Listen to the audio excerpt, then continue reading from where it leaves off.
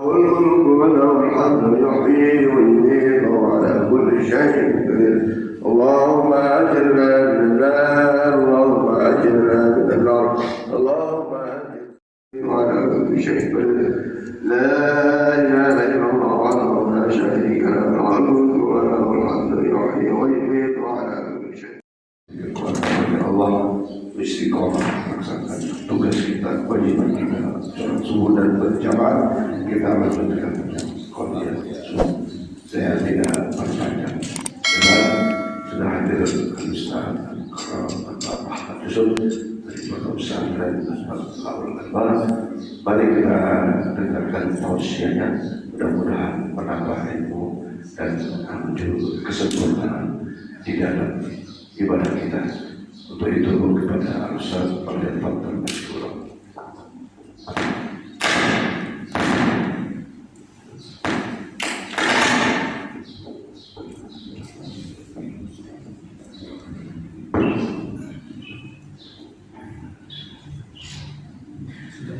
Assalamualaikum warahmatullahi wabarakatuh.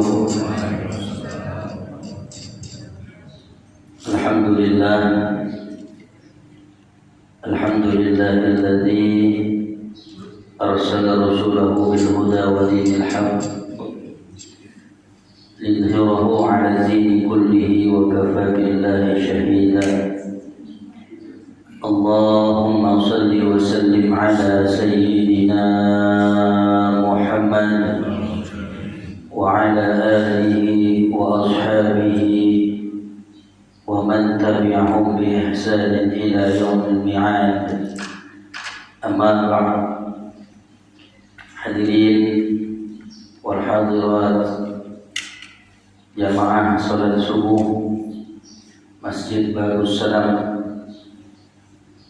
mudah-mudahan kita semua senantiasa selalu dalam lindungan Allah Subhanahu wa ta'ala.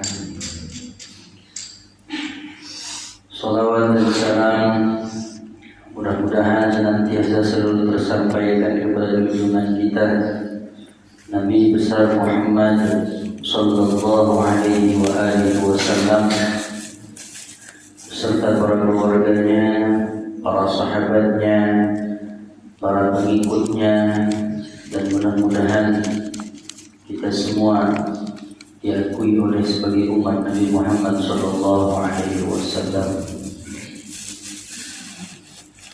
Bapak-bapak, ibu-ibu yang saya muliakan, wabil khusus Al-Mukarram Ustaz Haji Muhammad Farhan, mudah-mudahan Allah Subhanahu wa ta'ala berikan umur yang panjang untuk beliau. Mudah-mudahan kita semua terus dapat mengikuti dan mengambil ilmu-ilmu manfaat daripada beliau, dan mudah-mudahan beliau sekeluarga dan kita semua dalam lindungan Allah Subhanahu wa ta'ala dan selalu istiqomah menjalankan perintah-perintah Allah Subhanahu wa ta'ala. Alhamdulillah, di awal bulan Oktober ini momentumnya pas juga dengan datangnya bulan Rabiul Awal, bulan yang dimana kita ketahui lahirlah sosok yang menjadi uswah, yang menjadi qudwah 571 Masehi yang lalu, ketika beliau dilahirkan, timbul cahaya yang tidak pernah dirasakan. Hari itu dikabarkan ketika beliau dilahirkan di muka bumi ini, saking terangnya cahaya, saking terangnya cahaya tersebut sampai dirasakan oleh orang-orang yang jauh, bukan hanya di sekitaran Makkah saja. Ini menunjukkan siapakah yang dilahirkan tersebut. Api yang tidak pernah padam ketika dilahirkan sosok manusia yang mulia tadi, yang diberikan gelar Nurun ala Nurin, seketika api itu pun padam. Kegembiraan, kesenangan sudah tampak daripada orang-orang yang ada di dekat sekeliling daripada Nabi kita Muhammad sallallahu alaihi wasallam. Hari ini sudah ratusan tahun, berabad-abad, kita diingatkan dengan peristiwa lahirnya manusia yang mulia. Kita diingatkan dengan peristiwa lahirnya sosok yang paling kita agung-agungkan, yang dimana nanti ketika seseorang tidak mampu lagi untuk berkata-kata, datang umat Nabi Musa alaihissalam meminta pertolongan daripada Nabi Musa. Datang umat-umat Nabi Isa alaihissalam meminta pertolongan daripada Nabi Isa alaihissalam. Dan datang juga umat-umat Nabi-Nabi yang lain meminta pertolongan daripada Nabinya. Maka semuanya berkata, lastulah, aku tidak akan bisa memberikan pertolongan, aku tidak akan bisa memberikan syafaat. Maka engkau pergilah. Maka Nabi SAW mengatakan, ana lah. Dan kita beruntung, kita adalah orang-orang yang tidak pernah bertemu langsung dengan Rasul sallallahu alaihi wasallam. Kita tidak pernah belajar langsung dengan Nabi Muhammad sallallahu alaihi wasallam.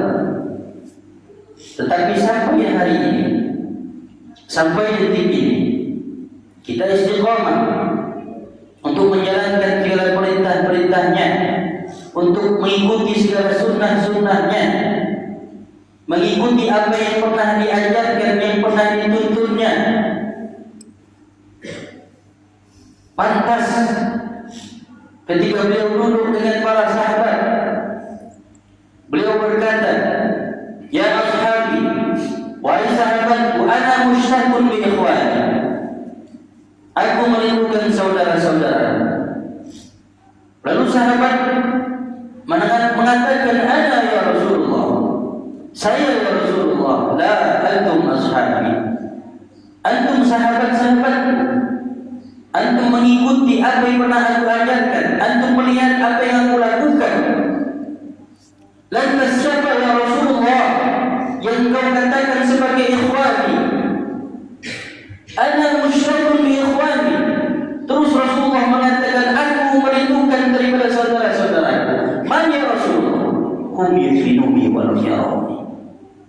Mereka yang beriman kepadaku, tapi mereka tidak pernah bertemu denganku. Kira-kira siapa itu, Pak? Bu, yang tidak pernah melihat Rasulullah, tapi mau beriman kepada Rasulullah.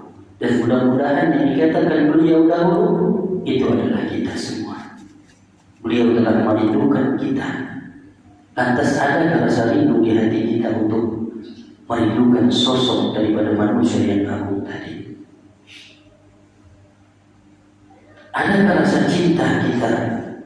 Pernahkah kita meluangkan waktu kita untuk istiqomah menjalankan segala apa yang telah dibawa oleh Nabi kita Muhammad sallallahu alaihi wasallam?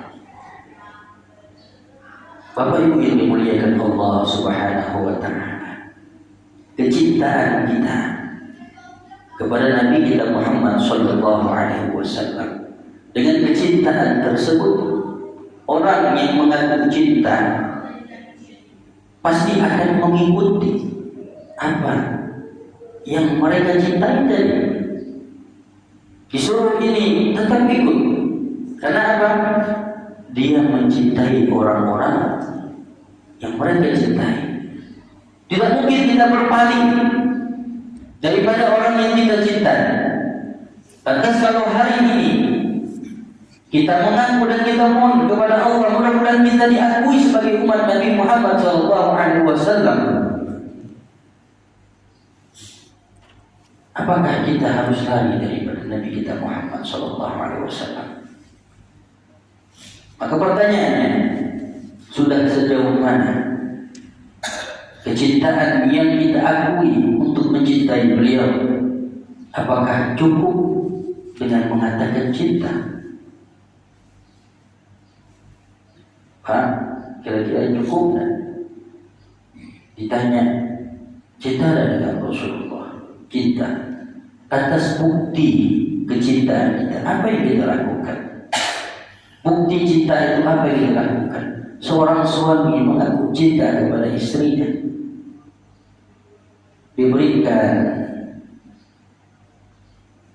yang barangkali menjadi kesenangan daripada istrinya.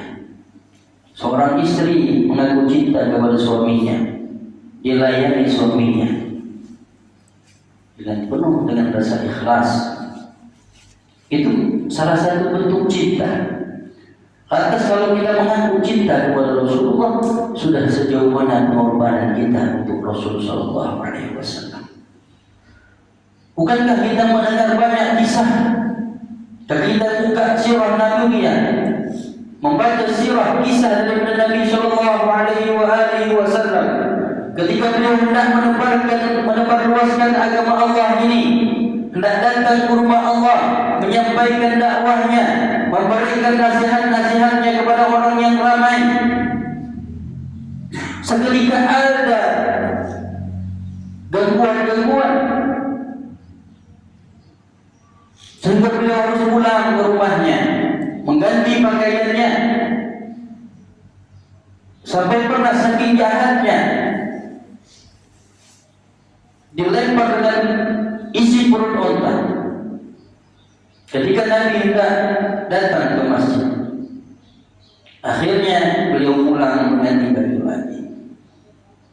Sampai segitu perjuangan Nabi Sallallahu Alaihi Wasallam untuk membahagiakan umatnya.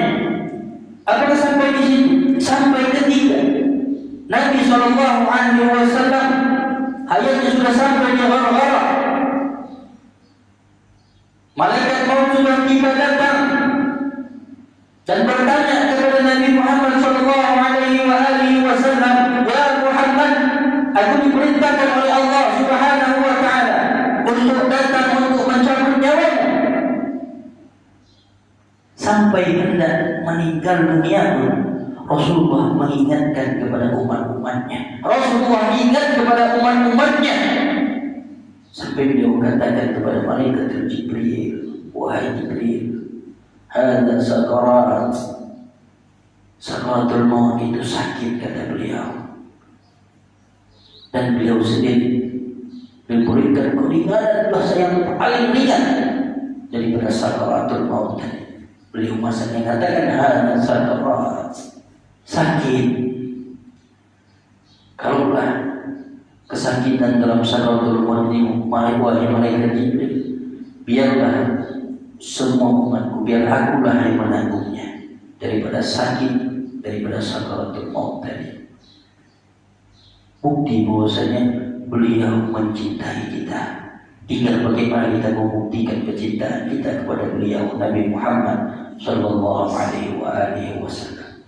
Maka suatu ketika ada seorang datang, Arab Badui datang kepada Rasulullah. Ya Rasulullah, mata sa'ah. Wahai Rasulullah, kapan hari kiamat? Rasulullah berkata, kenapa kau bertanya seperti itu kepadaku? Apa yang telah kau persiapkan? Rasulullah bertanya kepada Arab Badui tadi, ya Rasulullah, aku bukanlah orang yang ahli dalam sedekah. Aku bukanlah orang yang ahli dalam ibadah. Aku bukanlah orang-orang yang senantiasa selalu mungkin dekat dengan Allah. Ketahuilah wahai Rasulullah Sallallahu Alaihi Wasallam, aku mencintaimu, aku mencintai Rabbku. Maka Rasulullah Sallallahu Alaihi Wasallam, antum ma'aman ahbabtum, antum anta ma'aman ahbabta. Engkau akan selalu bersama orang yang kau cintai. Kalau kita mengaku cinta dengan Rasul Sallallahu Alaihi Wasallam, mengikuti tauladan, mengikuti uswah, menjadikan Rasul Shallallahu Alaihi Wasallam sebagai contoh untuk kehidupan kita, mengenalkan kepada anak-anak kita ya cinta. Kecintaan itu akan membuahkan hasil yang sangat luar biasa. Kecintaan itu kepada Nabi Shallallahu Alaihi Wasallam sangatlah membuat kita merasakan bahagia dunia wal akhirah. Kita jangan mengukur cintanya seorang sahabat. Suatu ketika dikisahkan bagaimana cintanya seorang Bilal bin Rabah. Beliau ini adalah seorang muda yang dimerdekakan dari bangsa yang berkulit hitam. Kemudian beliau dijadikan sebagai tukang azannya Rasulullah, muazzinnya Rasulullah. Seketika beliau datang ke kamar baginda Rasul sallallahu alaihi wasallam membangunkan Nabi untuk sholat. Begitu juga Nabi sallallahu alaihi wasallam datang ke tempat Bilal, membangunkan Bilal, wahai Bilal, sallu. Sudah tidak dilakukan lagi kecintaan Bilal bin Rabah kepada Nabi sallallahu alaihi wasallam. Kecintaan yang sangat dalam, kecintaan yang sangat luar biasa. Sampai suatu ketika Sayyidina Bilal diancam, ingin dibunuh, ditimpa dengan batu. Sudah habis mukanya babak belur. Beliau selalu mengatakan ahadun ahad. Siapa yang mengenalkan Sayyidina Bilal bin Rabah kepada Allah? Yang mengenalkannya adalah Nabi Shallallahu Alaihi Wasallam. Sampai dia rela Sayyidina Bilal dalam keadaan tersisa mati taruhannya, nyawa taruhannya, karena kecintaan kepada Nabi Muhammad Shallallahu Alaihi Wasallam yang diajarkan oleh Nabi-Nya. Sayyidina Bilal pun tidak merasakan sakit. Kecintaan membuat dia hilang rasa sakitnya. Maka dikisahkan ketika Rasul Shallallahu Alaihi Wasallam meninggal dunia, Sayyidina Bilal pun pelan-pelan ingin meninggalkan kota Madinah dan tidak mau lagi mengumandangkan azan di Masjid Nabawi tersebut. Maka Sayyidina Bilal pun minta izin kepada Khalifah, wahai Khalifah, izinkanlah aku untuk kembali ke kampungku. Ketika sudah lama Sayyidina Bilal bin Rabah tidak berada di kota Madinah, datang Rasulullah Shallallahu Alaihi Wasallam dalam mimpinya. Wahai Bilal, sombong sekali wahai Bilal, sudah lama engkau tidak ziarah ke kota Madinah, ke kota kelahiranmu. Dalam mimpinya, Pak, ketika cinta itu, mahabbah itu sudah tertanam dalam hati, maka datang dalam isyarat dan mimpinya Sayyidina Bilal. Sayyidina Bilal pun bangun dari tidurnya bergegas. Dari bangun tidur sudah tidak tenang. Karena orang yang dia cintai datang dalam mimpinya berkata, wahai Bilal, sudah lama kau tidak ziarah daripada tempat kelahiranmu. Sehingga Sayyidina Bilal pun bergegas dari tempatnya. Kalau tidak salah itu di Irak, ya Ustaz, di Irak. Dan mohon koreksi, saya juga agak lupa. Tapi kalau tidak salah, ingat saya di Irak, Sayyidina Bilal itu tinggal balik kampungnya. Jadi berjalanlah, sudah hampir memasuki batas kota Makkah, kota Madinah Al-Munawwarah. Sayyidina Bilal pun meneteskan air mata. Dipandangnya ke kanan, dipandangnya ke kiri. Setiap tolehan pandangan ke kanan, pandangan ke kiri, Sayyidina Bilal pun tidak tahan, tidak mampu menahan bendungan air mata yang berjatuhan. Sebab apa? Di kanan, di kiri, tempat yang pernah beliau lewati adalah tempat di mana ketika beliau pernah berjalan dengan Nabi Shallallahu Alaihi Wasallam. Sampai dia mampu, sampai di tempat peristirahatan terakhir Nabi Shallallahu Alaihi Wasallam, Sayyidina Bilal pun datang ke situ, tidak mampu menahan tangis, tidak mampu menahan kerinduan, sudah lama terpisah. Akhirnya datang ke sini. Kemudian datang seorang khalifah, wahai Bilal, engkau sudah sampai di kota Madinah. Pas kebetulan itu sudah sampai menjelang waktu maghrib. Maka datang seorang khalifah mengatakan, wahai Bilal, sebentar lagi waktu maghrib akan datang. Maka kami sudah lama tidak mendengar suaramu. Kalau engkau berkenan, maka hari ini kau jadi muazin. Sayyidina Bilal pun mengatakan, wahai khalifah, aku tidak sanggup lagi untuk mengumandangkan azan. Kemudian datang lagi khalifah yang lain, datang lagi sahabat yang lain, wahai Bilal, mumpung kau di sini, mumpung kau ada di sini, sebentar lagi masuk waktu azan. Azanlah wahai Bilal. Tidak, wahai sahabatku, aku tidak mampu lagi untuk memandangkan azan. Kemudian datang dua anak kecil yang ketika Sayyidina Bilal melihat telapak kakinya, dan telapak kaki tersebut sama dengan telapak kaki Rasulullah SAW, yang ketika Sayyidina Bilal memandang wajahnya, Sayyidina Bilal pun teringat dengan wajah Nabi SAW. Ia adalah putra cucu kesayangan Nabi SAW, Sayyidina Hasan wal Husain.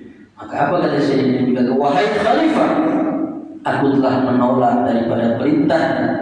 Wahai sahabat, aku telah menolak daripada perintah. Namun ketika datang dua anak kecil ini yang meminta kepadaku, wahai Sayyidina Bilal, engkau adalah tukang azan daripada kakekku, maka berdirilah wahai Sayyidina Bilal, azanlah. Sayyidina Bilal pun berdiri, lalu beliau pergi untuk memandangkan azan. Allahu Akbar, Allahu Akbar, Allahu Akbar, Allahu Akbar. Asyhadu an la ilaha illallah, asyhadu an la ilaha illallah, asyhadu anna Muhammad. Ketika sampai di kalimat itu, Sayyidina Bilal pun dikatakan jatuh pingsan, tidak mampu lagi untuk melanjutkan azannya. Hari itu dikatakan hari yang paling sedih dirasakan oleh orang-orang yang ada di sekitar Masjid Nabawi.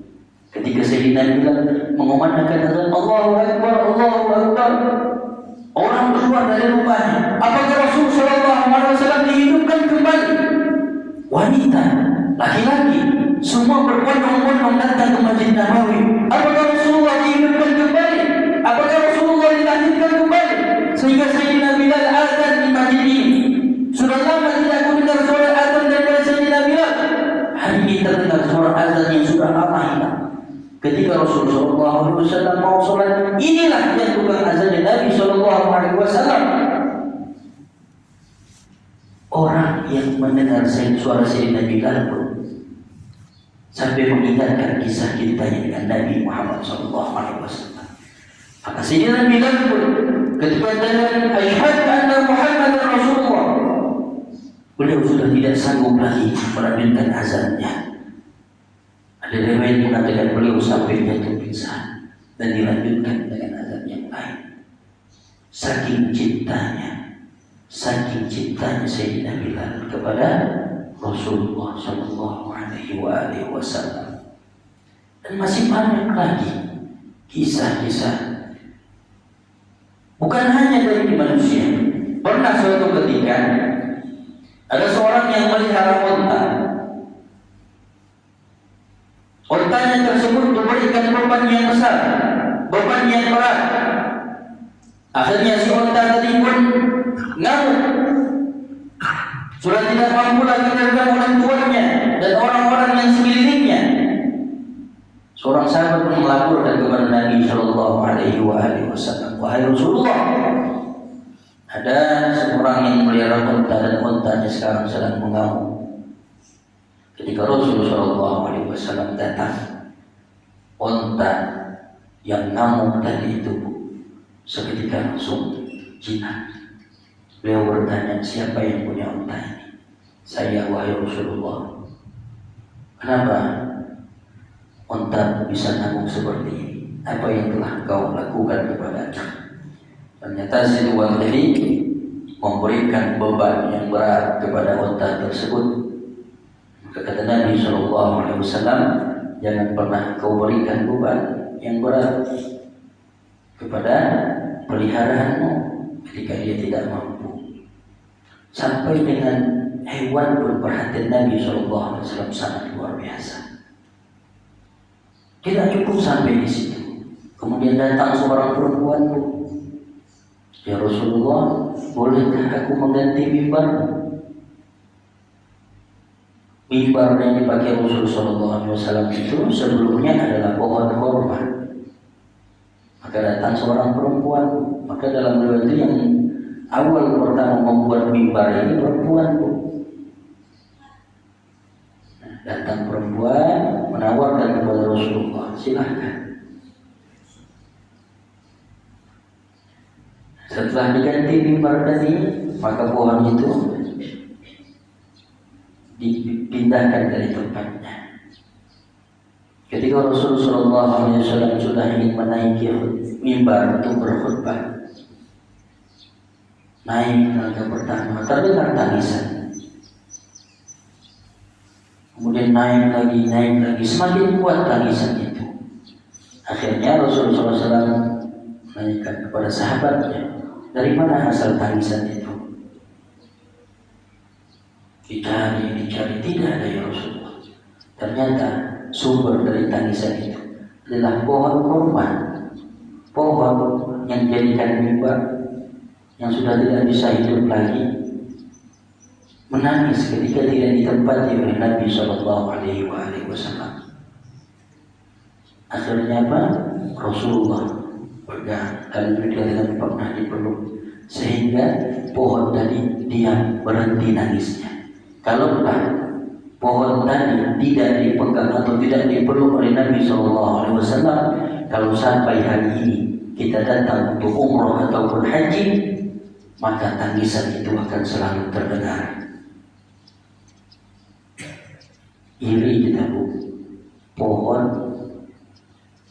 bisa melebihi cintanya seperti itu kepada Nabi SAW, binatang dan lain-lainnya.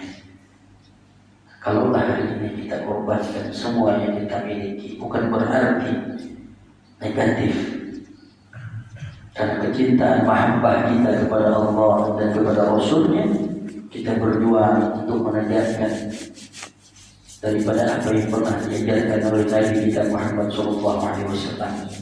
Barangkali pengorbanan yang kita lakukan pun tidak sama dengan apa yang Rasulullah SAW korbankan dahulu. Pak, pertanyaannya, kalaulah kita hidup di masa Nabi SAW, apakah kita orang yang mengikuti beliau atau sebaliknya orang yang membangkang? Nah, kita bersyukur. Walaupun kita tidak hidup sama dengan Nabi, tapi kecintaan kita kepada Nabi Muhammad SAW, kita bernisbat sampai kapanpun kecintaan ini akan tetap selalu ada di dalam hati kita. Kecintaan ini akan terus kita aplikasikan dengan melakukan segala apa yang telah Rasulullah SAW ajarkan kepada kita. Nah, maka dikatakan Pak, Abu Jahal itu, kalau dia mau menghina Rasulullah, kalau mau mengejek Rasulullah, dia tidak mau menatap wajah Rasulullah. Pasti dia membelakangi, tidak mau dia bertemu begini, dia belakangi Rasulullah. Baru dia menghina Nabi, mengolok-olok Nabi. Tetapi kalau dia berhadapan dengan Rasulullah, dia tidak mau memandang Rasulullah, karena dia tahu kalau dia memandang wajah Nabi SAW, maka tidak ada kebencian daripada matanya, maka tidak akan pernah ada lisan yang kotor keluar daripada lisannya. Tuh, kalau Abu Jahal kemana Rasulullah berdakwah, dia pengen ikut, dia pengen hadir, dia pengen datang, tetapi dia tidak mau mengambil hikmahnya, dia tidak mau mencari kebenarannya. Dia tunggu-tunggu nih, kapan kesalahan-kesalahan, kapan Rasulullah disalah, kapan Muhammad disalah. Itu jadinya, itu tunggu-tunggunya tidak pernah salah, tidak ada kesalahan. Maka terus difitnah, dikatakan sebagai seorang pembohong, penyihir dan lain-lainnya. Tetapi ketika sampai berhadapan pun dia tidak mau, dia tidak bisa, dan dia tidak mau menatap wajah Nabi Sallallahu Alaihi Wasallam.